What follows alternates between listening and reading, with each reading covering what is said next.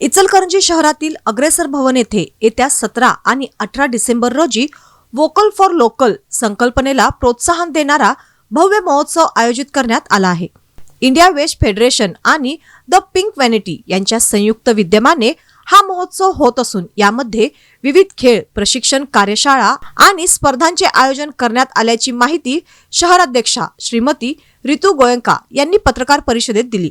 या महोत्सवाचा मुख्य उद्देश महिलांना आत्मनिर्भर बनविणे, स्थानिक उत्पादनांना बाजारपेठ उपलब्ध करून देणे आणि वोकल फॉर लोकल या संकल्पनेला बळ देणे हा आहे।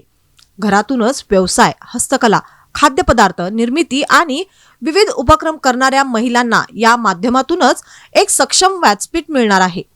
महिलांची कला, कौशल्ये आणि उत्पादने समाजापर्यंत पोहोचावीत, त्यांना आर्थिक स्वावलंबन मिळावे तसेच आत्मविश्वास वाढावा यासाठी हा उपक्रम राबविण्यात येत असल्याचे शहराध्यक्षा श्रीमती रितू गोयंका यांनी सांगितले। महिलांच्या सुप्त गुणांना वाव देणे आणि त्यांना प्रगतीच्या संधी उपलब्ध करून देणे हाच या महोत्सवाचा मुख्य हेतू आहे। यावेळी इंडिया वेस्ट फेडरेशनच्या राष्ट्रीय उपाध्यक्षा श्रीमती श्वेता किसन जैन यांनी सांगितले की आत्मनिर्भर समाजातूनच आत्मनिर्भर भारताची उभारणी होईल। शिक्षण, उद्यमशीलता, महिला सशक्तीकरण आणि सामाजिक सेवेत संस्था सातत्याने कार्यरत आहे। परदेशी वस्तूंच्या ऐवजी स्थानिक व स्वदेशी उत्पादनांचा स्वीकार करण्याचे आवाहन त्यांनी केले। या पत्रकार परिषदेला इंडिया वेस्ट फेडरेशनच्या पदाधिकारी तसेच या प्रकल्पाच्या आयोजक उपस्थित होते।